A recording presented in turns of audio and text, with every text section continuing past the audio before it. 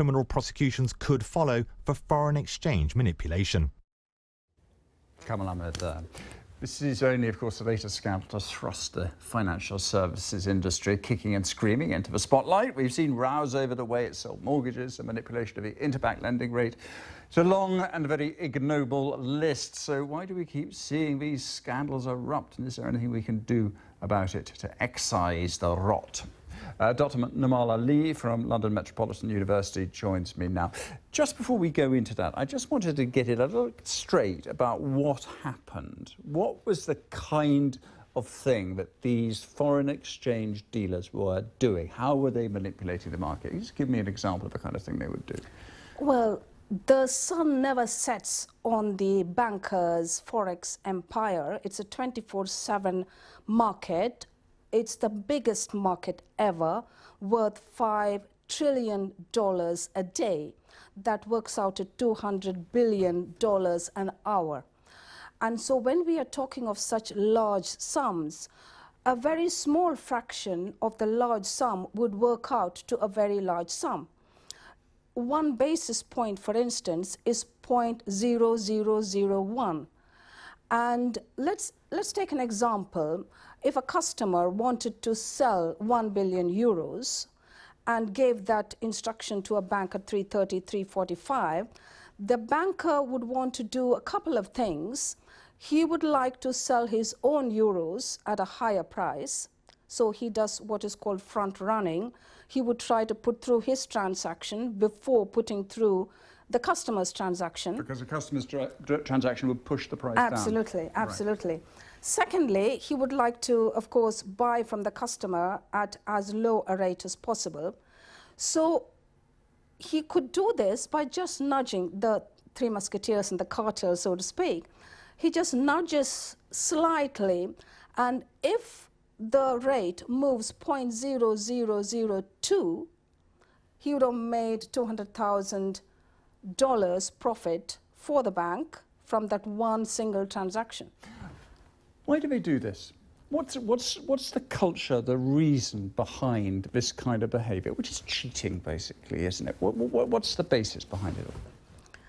Well, I think it's rather drastic to call it cheating. I mean, cheating in the sense front running is clearly not on. However, there's basically a conflict of interest.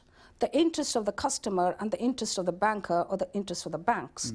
So because of the conflict of interest, the banker tends to put forward their position first. So I would say the solution is to align the interest of the bankers with those of society, of community. There are various ways of doing this, as I was telling you earlier on about some other, a pension example, when a company director doesn't bother about the pension scheme of his employees so long as his own pension is not in that scheme. But if you force him to put his own pension in the same scheme, he would start taking more interest. So there are various ways. But you couldn't do that with traders, could you? You couldn't do that with foreign exchange traders. How could you ally their interests to the interests of their customers? Could you do that? Well, in one way, you can say if the trader were to go to jail. But no one's gone to jail yet, yes, have they? And that is a big criticism of what's been happening over the last 5 or 10 years as they've taken these people to court. No one's gone to jail. Well, for insider dealing, a lot of people have gone to jail for long terms as well.